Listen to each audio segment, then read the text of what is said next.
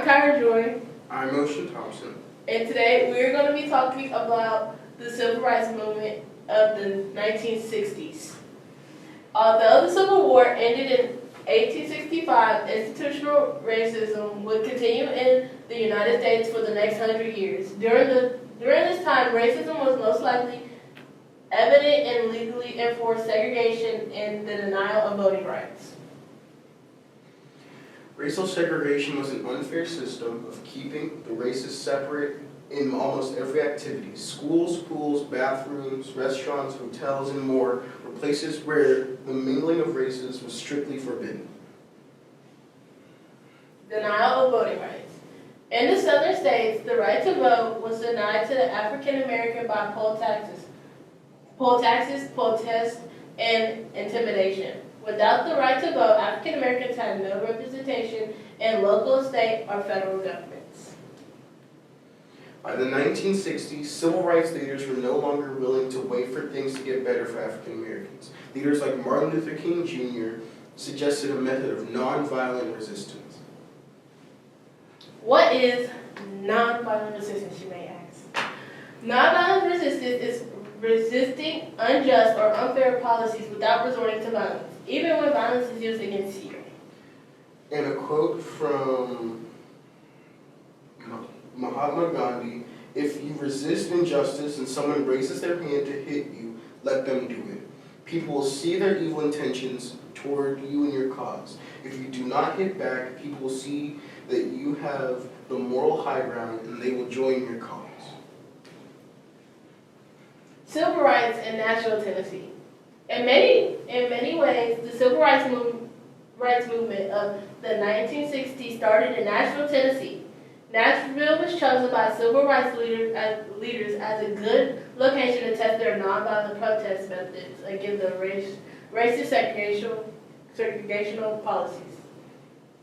Fisk University specifically was a historically black university in the city of Nashville. Many students at Fisk were civil rights activists, so Fisk became a training ground for both white and black activists. At Fisk, students practiced the difficult challenges of nonviolence. Students prepared themselves by yelling, insulting, even hitting each other, in order to have the self-control needed to not fight back against their tormentors. At this time, most adults in Nashville had lunch at small cafes and restaurants. These places had all-white lunch counters at the front. For years, African-American customers had been prohibited from sitting in these sections. Fisk students chose to challenge this unfair rule. Things get violent. The sit-ins were peaceful at first. Most restaurant employees closed their kitchens but did not harass the students. After a few days, groups of racist thugs began arriving from surrounding areas. These thugs harassed and attacked both white and African Americans who were participating in the peaceful protests. Many protesters were arrested, although they had not fought back. A turning point came when the mayor of Nashville agreed to meet with representatives from Fisk's student movement. Student Diane Nash asked the mayor if he felt it was wrong to discriminate against a person based on their race. The mayor said that he believed discrimination based on race was wrong. Soon, Fisk students and restaurant owners began negotiations, and within a month, the Nashville lunch counters were totally desegregated. MLK comes to Nashville. In a speech at Fisk University following the lunch counter victory, Martin Luther King Jr. said, "I come to Nashville not to inspire you, but to take inspiration from the great movement which has taken place in this community." The movement continues. The struggle for equal justice was long and hard, and it continues to this day. As Americans, we shall all aspire to the words of the founding document. We hold this truth to be self-evident, that all men and women are created equal. Hi, my name is Ocean, and I will be conducting an interview with my grandfather, Hubert Thompson Jr., and the interview is going to be about what he experienced during the civil rights movement of the 1960s and 1970s. Well, since you were in school during segregation, did you see any examples of protesting at all? Yes. Is there an example that you remember like Um, vividly? Woolworths. Woolworth department store located on Main Street in downtown Memphis. They used to protest sitting at the counter every day. Now the reason for that was because if you were a black American, you couldn't go to the bar and have a milkshake. You had to go in the basement and they didn't have milkshakes. If you wanted to drink water in the park in Court Square, they had one fountain for white only. They had one fountain for Negroes. That was the name that was on the faucet. It didn't say black. Black hadn't showed up yet. The term black, African, or black had not been coined yet. It had not come into view. So it was either Negro or white. Okay. It was confusing because no one was white. They were pink and beige, but they called themselves white. That's what we had to deal with. Now, the day that Martin Luther King was assassinated, I would say was one of the most traumatic days that I ever had in high school. I was in high school. And when it happened, they closed all of the schools. You had to get home and they shut down all the buses and no cabs were running. So everybody that didn't live in the neighborhood where they went to school, normally you would catch the Memphis city bus to get home. But the bus lines closed down. So at that time, I lived in the neighborhood called Douglas. I Mhm. lived about 6 miles from the school. And I had to run. Most of my classmates, we ran all the way home because if you got caught, you got beat up because they Mhm. consider you a protester. Now, the way that we got home safely, we used the railroad tracks. The railroad tracks in the city of Memphis runs east and west, north and south. And we already knew that if you get on the railroad tracks, the police cars are not going to bother because they can't come up on the railroad track because you're running too fast. And that's how we got home that day. School closed down right after the assassination, and that was before school let out. So they told everybody to go home, and we ran all the way home. Some people didn't get home till 6, 7, 8 o'clock, but you had to get home before it got dark because that would have been very dangerous. You would have been put in a squad car after getting a little beat up and then taken to the jailhouse downtown. Okay. Okay. And that's what happened that day. And it happened to some of everybody, as a matter of fact. So that's what happened. After Mm. then, it was protests daily, every day. It was fires being set, shootings, arrests, beat up by policemen, because at that time, the police department was segregated. You only could be arrested. You could be arrested by any police, but the police couldn't arrest you. They didn't arrest white. The black policeman couldn't arrest a white police or a white person, but a white person could arrest anybody. But the white policeman only patrolled in white parts of the city, and the black policeman only patrolled in the black part of the city. So at the assassination of Dr. Martin Luther King, everybody could arrest anybody that was on the street, anywhere, anytime. And then they had a curfew. And the curfew was from six or so in the morning until the next morning. So people couldn't go to work because the buses didn't run. If you didn't have your family didn't have a car, you didn't go to work. And school certainly was not an option.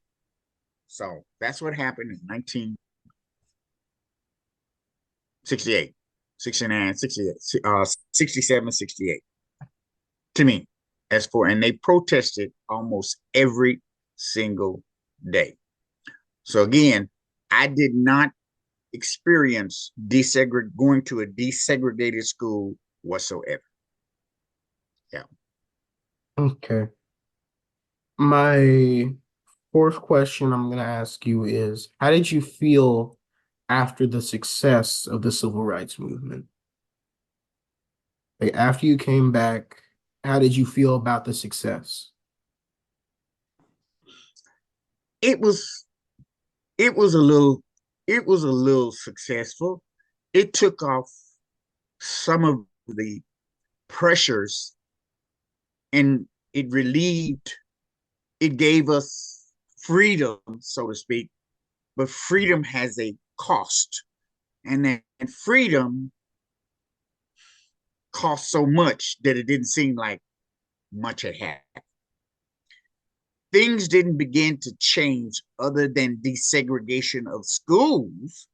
But if you went to a desegregated school, you were bullied, you were mistreated, you were treated different. No matter how smart you were treated like you were dumb as wood. You would be segregated in the cafeteria. You had to pay for your food when everybody else got it free. When you got out of school, you had to run to the bus to get on it to keep from getting hit in the head with rocks, bottles, or whatever was available at the time.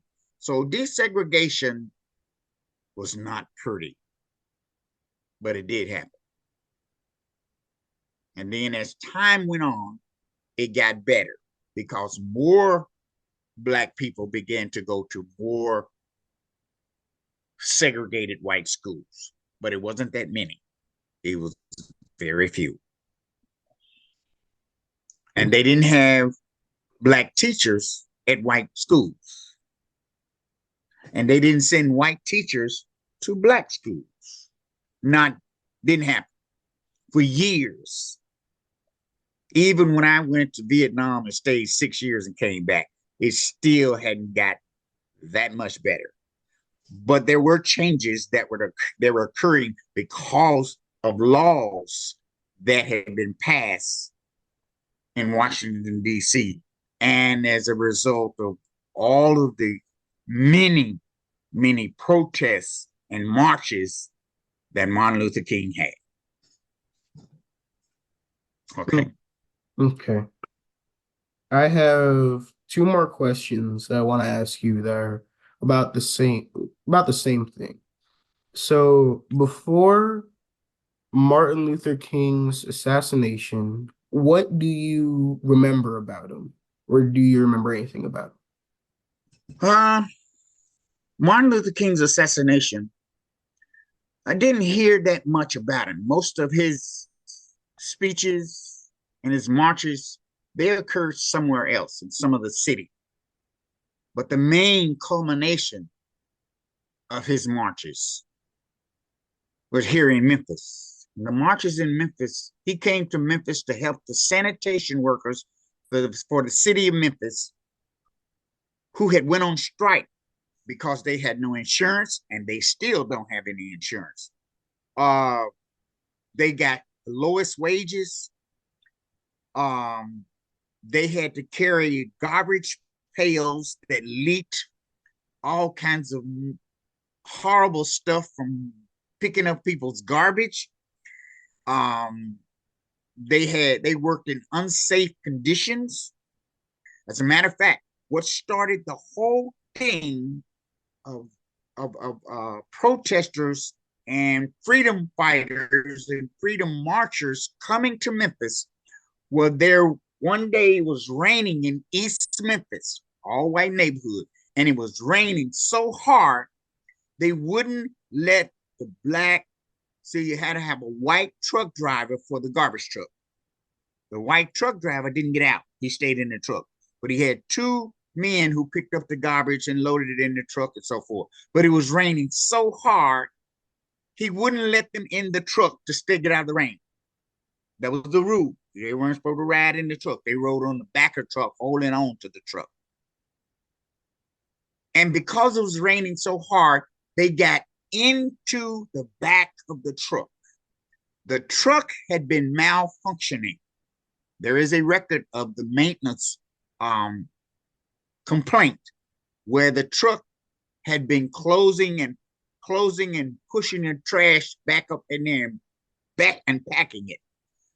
The truck malfunctioned and it crushed those men up in the back of that truck with the garbage. That's what started the sanitation protests, marches, and everything in the city of Memphis, which caused Dr. Martin Luther King to come here with his entire staff on behalf of the sanitation workers trying to get better work environments, better safety conditions, better salaries, and better opportunities. Yeah, they knew how to drive trucks, but they were not allowed to drive trucks. They could only empty nasty garbage. And they had no showers for them when they got through with garbage. They had to change clothes. They couldn't go home with all this smell on them. So they only had a shower for the white truck drivers, and they had a shower for the black ones. But guess what? The one for the shower for the black ones didn't work, and they didn't fix it. So that started a whole thing. It was the sanitation, the unfairness towards the sanitation workers in the city of Memphis that started everything. It wasn't, a lot of people like to say that it was because the sanitation workers wanted to join the union. Didn't have anything to do with union. They were the worst paid people in the city of Memphis, and they had the worst job. And they couldn't, there was no mobility. You couldn't be promoted. There was no promotion. You're a garbage man. I mean, that's it.